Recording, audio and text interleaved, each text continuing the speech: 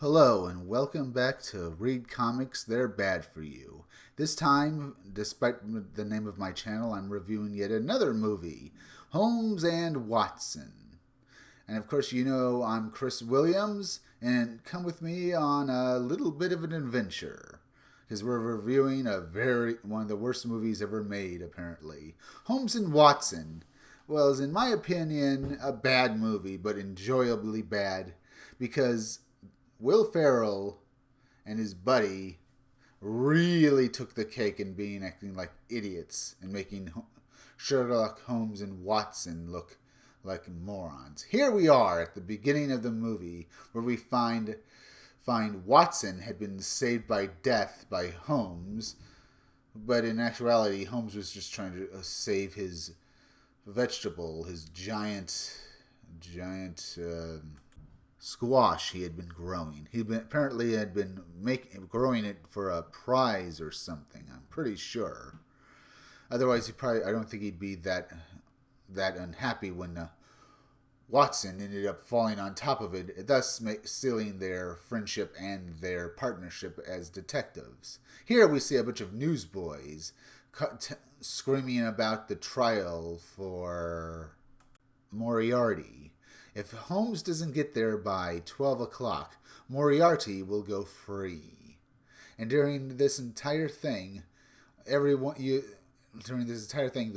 newsboys are screaming like maniacs, trying to trying to make money. Here we have Ralph Fiennes playing Professor Moriarty. He looks suitably villainous, with the air of superiority as you'd expect for Professor Moriarty. But if you wait a little while longer, you'll find something new.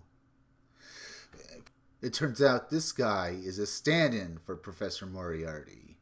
Later on, the Queen asks for Holmes and Watson to come visit her because she has something for them. What happens is that we find out the Queen has had Watson make a plan to make a big party for Sherlock Holmes. But in the course of this party, we find a dead body inside a cake with Inspector Lestrade being reprimanded by Sherlock Holmes, even though Holmes is an idiot himself. Lestrade is played by Rob Brydon. He does a good acting in this film, while Will Ferrell's acting is hammy and over the top. And John C. Reilling's performance is very funny. Dr. Grace Hart and her friend Millie, both of them are played by Rebecca Hall and Lauren Lupkus. Rebecca Hall plays Dr. Grace Hart, the woman in red, while the woman in green, played by Lauren Lupkus, is Millie, a woman apparently raised by cats. And they both form a romantic relationship with both Holmes and Watson.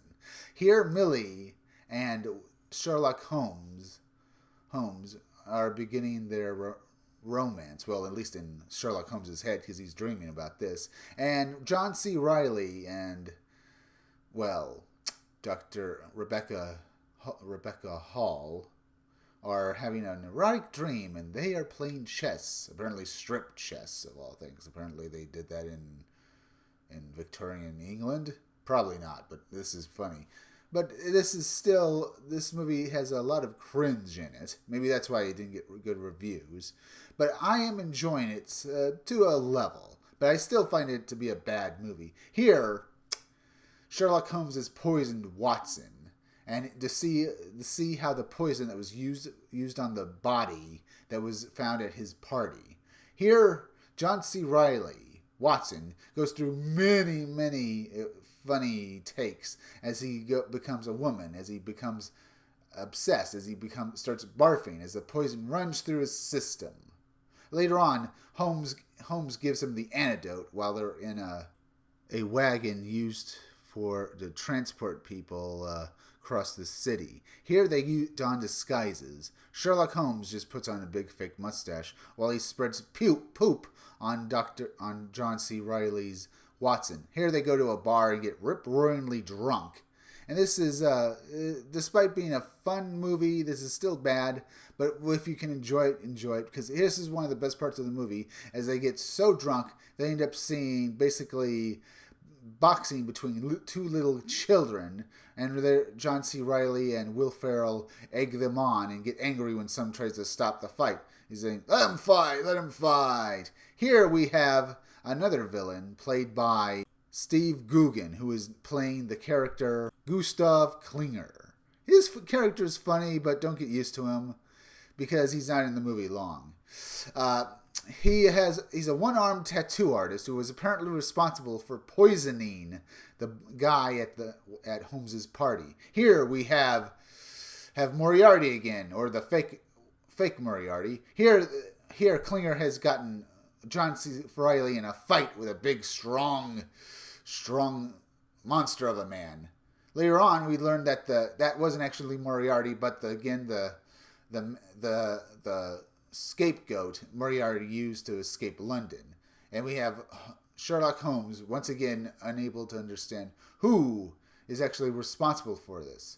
Later on, he comes to the wrong conclusion, but before that, he and John C. Reilly entertained the Queen again and ended up knocking her unconscious.